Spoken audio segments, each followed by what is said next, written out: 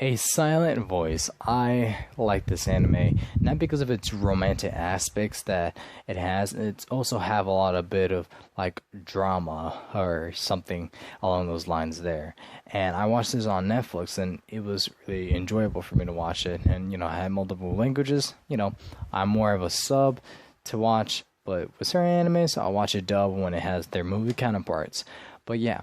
But the about is when a grade school student with impaired hearing is bullied mercilessly, she transfers to another school.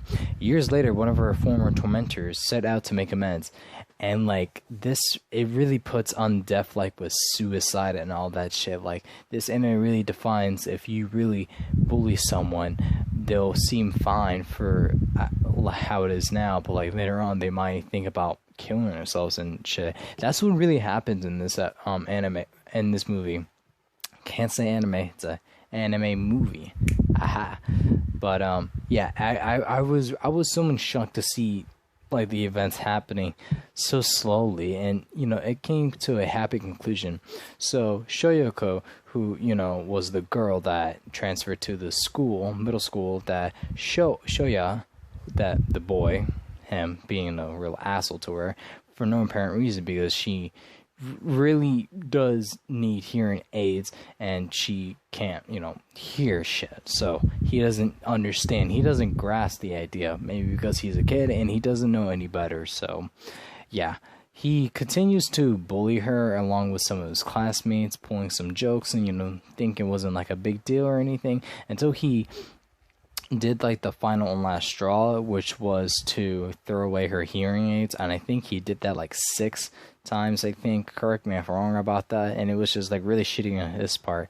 He really sees her as like a creep and everything, but like the whole class welcomed her with arms in the first beginning when she uses her notebook to talk to him, and then deciding to her and one of Sho's classmates to do sign language, since the rest of the students in her class decided to do sign language, so it was really messed up. And then the teacher explained to everybody in the classroom that who's been bullying her and everything, and I think they got like the police, the resource officer, like saying like who's been bullying her because she didn't show up, I think for like a day or two. And that he explained to the class like hearing aids are really expensive, and like nobody did not like say anything and like who bullied her and everything, because everybody knows like in the classroom, including the teacher himself, but they wanted Sho to stand up and be a man and take his actions and everything. And he blamed, he tried to shift the blame, but how it is with kids, they can't fully tell the truth when they're in serious big trouble. Well, at least for Sho's case here, that he tried to make sure that he wasn't the only one. He's gonna bring everybody that did this down with him, like the Titanic or so.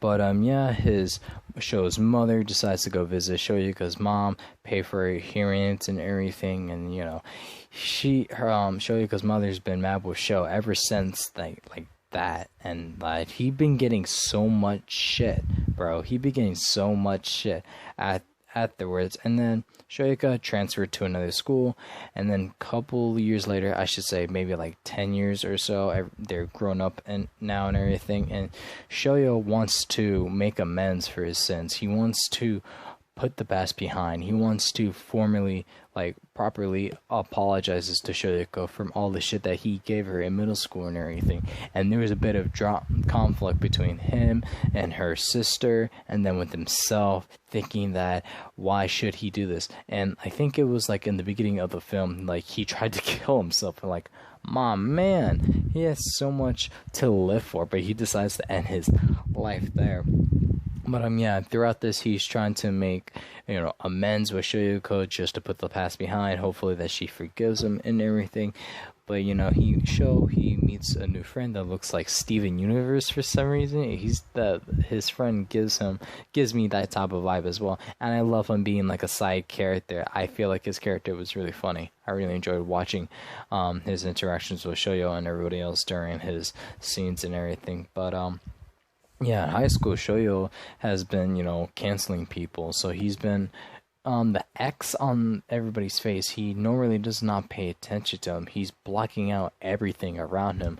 Just how Shoyuka is with her hearing, she can't hear, like, well, if you talk like in a slow manner that she can understand, but it's like a weird, like, interesting thing that he decides, like, for not for him's case, but for people who have like suicide and depression, I feel like how he was looking at people, just exiting out and not having him being too much of himself to everybody look at him, having all this attention on him, it really shows like what can be inside of a person's mindset when they go through situations like this.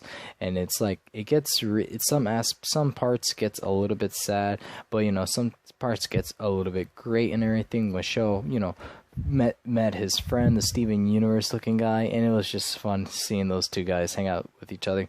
But you know, he trying to understand the real meaning of being friends and everything, and to, like, you know, still throughout the film make amends with Shoyuko and the crap that he gave her. And it was, you know, a little bit afterwards there is some conflict between him, Shoyuko, and the past classmates. Like, I think it was like 2 or 3 of them, you know, that were involved with Shoyuko being bullied, and everybody was like getting on her case for her not saying anything and her apologizing. And they think that she's a little goody two-shoes who won't fight back and anything, who doesn't have a voice for herself, she can't defend for herself.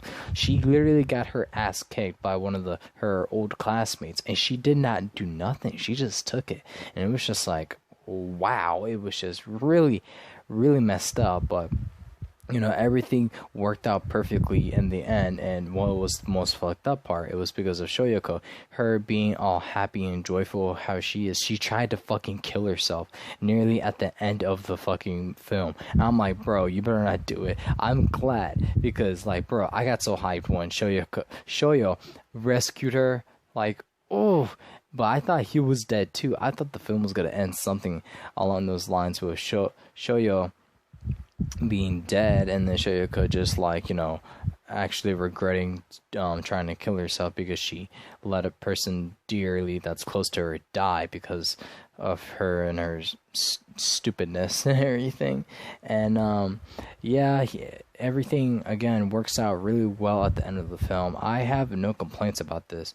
I love, like, everything about this. The animation is really nice, especially when they add in the cherry blossom tree effect, when like all the beautiful pink, like, leaves or whatever just like passes by. It was just really beautiful, and you need to see that.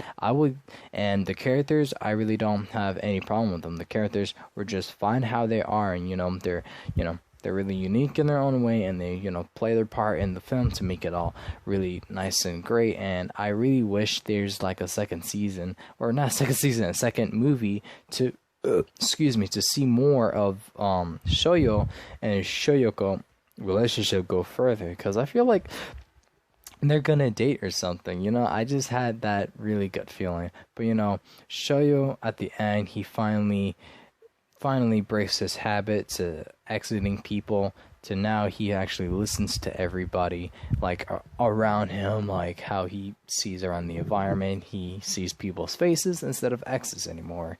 So that was great on him. And he actually wants Shoyuko to actually give him a reason to live. Or I think it's the other way around. Giving her the reason to live, or giving him the reason to live.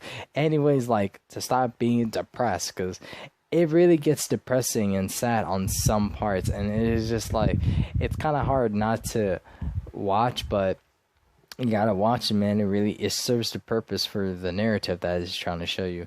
And I feel like it was written out really beautifully, and it really shows the strong message with suicide and depression. I love how they presented it like this. I have no complaints. I feel like it was a really good movie, and I feel like you guys should, watch it if you're bored, if you got nothing to do when you're self-quarantined. But yeah, a Slient Voice. I will give this maybe like a 9 out of 10. I really enjoyed it with, Shoyuko and Sho just like being how they are, and for Sho always trying to offer Shoyuko some bread. My boy like wasted so much money on some good ass bread.